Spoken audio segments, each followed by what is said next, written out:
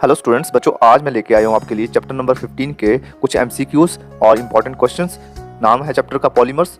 तो चलिए देखते हैं हम लोग कि इसमें से डिलीटेड क्या है। तो बच्चों यहाँ से देख सकते हैं आप लोग कि पॉलीमर्स में से कुछ भी डिलीटेड नहीं है, ठीक है। सारे का सारा चैप्टर आपको आएगा और क्योंकि छोटा चैप्टर है तो यहाँ से 4 नंबर का जो है वो टोटल आएगा, ठीक है। ये देखिए चैप्टर नंबर 15 है तो यहाँ से 4 मार्क्स के क्वेश्चन पूछे जाएंगे। बहुत बड़ा चैप्टर नहीं है ये, कि जो है वो एक नंबर के जो है 2 क्वेश्चन आएंगे। तो 1+1 इस तरह से 2 क्वेश्चन जो रहेंगे वो एक नंबर के रहेंगे और टोटल मार्क्स यहाँ से बने एक नंबर से 2 और एक क्वेश्चन जो आएगा वो 1 नंबर का आएगा, ठीक है। तो इस तरह से यहाँ से भी 2 बने तो टोटल इस तरह से आपको जो मार्क्स बनेंगे वो 4 मार्क्स यहाँ से बनेंगे, लेकिन क्वेश्चन जो आएंगे वो 3 क्वेश्चन यहाँ से इस चैप्टर में से आएंगे।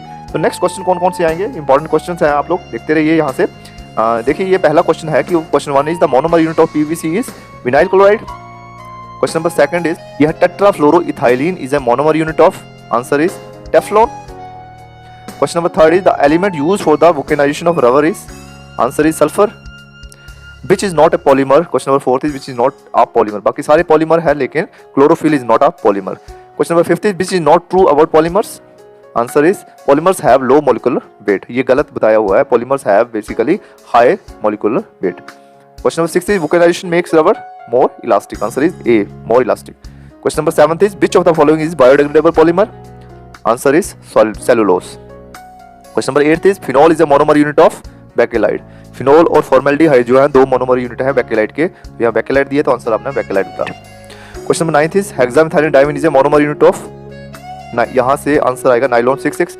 नाइलॉन 66 के 2 मोनोमर यूनिट होते हैं, hexamethylene diamine and adipic acid. Question number 10 is terephthalic acid is a monomer unit of, answer is Dacron A. Question number 11 is which of the following is a copolymer, तो answer is Buna S. Buna S means butadiene and styrene. Question number 12 is which of the following is a synthetic polymer? Answer is Terylene. Terylene he synthetic है, बाकी सारे यहाँ natural है। Question number 13 is the S in Buna S refers to, answer is styrene। Buna S butadiene में S जो होता है वो स्टाइरिन बताता है। Question number 14 is nylon 6 is a copolymer of, वही क्वेश्चन है ये, देखिए हेक्सामेथाइलिन डाइमीन एंड एडिपिक एसिड, तो आंसर इज बी, पीछे किया हमने ये। देखिए polymers and there classification and types, इसमें क्वेश्चन है कि question number 15 is distinguish between the thermoplastic polymers and thermostatic polymers. बहुत इंपॉर्टेंट क्वेश्चन है ये 4 डिफरेंसेस ओनली। क्वेश्चन 4 डिफरेंसेस आपने इसको पूरा ही करना है क्वेश्चन को, ये किसी भी रूप में क्वेश्चन आ सकता है आपको। Question number 16 is classify the polymers on the basis of intermolecular forces, important है ये। Question number 17 is what is the difference between chain growth and step growth polymerisation. Question number 18 is differentiate between thermoplastic and thermostatic polymers, important है, बहुत बार आता है ये question. Question number 19 is distinguish between the homopolymer and copolymer, give 4 differences only. Question number 20 is what is vulcanization of rubber, why it is done। बहुत बार ये question आता है, एमसीक्यू में भी आपने देखा और यहाँ पर भी ये पूछा है। Question number 21 is how can you differentiate between addition and condensation polymerization, give 4 differences only। ये आया हुआ पहले।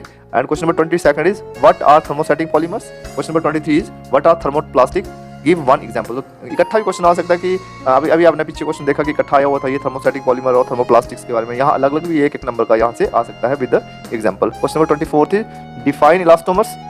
अब मैं कुछ इंपॉर्टेंट क्वेश्चन लेके आता हूँ जो कि बच्चों हर साल आते हैं ये क्वेश्चन, या हर 1 साल छोड़ के या फिर हर साल ये क्वेश्चन पूछे जाते हैं, तो इस बार भी इनके आने के चांसेस जो है वो बहुत ज़्यादा चांसेस हैं। Question number 25 is give preparation and use of nylon 66। Nylon 66 से पक्का क्वेश्चन आता है, किसी भी रूप में आइए। Question number 26 is give the preparation and uses of PAN polyacrylonitrile, ठीक है। Question number 27 is how is Buna S synthesized, give its uses, बहुत important.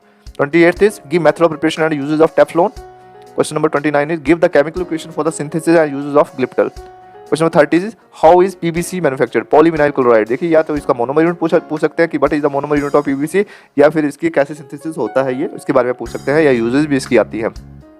Question number 31 is give the synthesis of Bakelite. देखिए bakelite चाहे monomer unit के रूप में पूछें या फिर इस तरह से क्वेश्चन आ सकता है। Question number 32 is how is Terylene synthesised, what type of polymer is it, give its uses, ये भी क्वेश्चन इंपॉर्टेंट है। Question number 33 is write the monomeric unit of Dacron, तो इंपॉर्टेंट क्वेश्चन है ये। Question number 34 is what is the monomer unit of natural rubber, give its IUPAC name, important है ये। Question number 35 is biodegradable polymers में से बहुत question आता है क्योंकि ये इसका जो है वो ग्रीन केमिस्ट्री में बहुत रोल होता है, तो आप लोग इसको अच्छी तरह से कर लें, ये बहुत इंपॉर्टेंट क्वेश्चन है। What is biodegradable polymer, give example of biodegradable aliphatic polyester.